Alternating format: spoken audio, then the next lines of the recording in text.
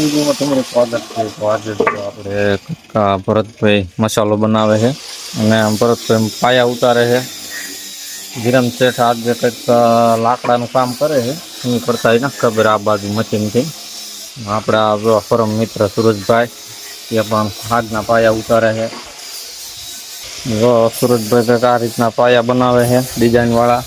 આ કોઈ જોઈ બોઈ નથી બનાવતા. આ બધું એમને મનમાં બેસેલી ડિઝાઇન છે.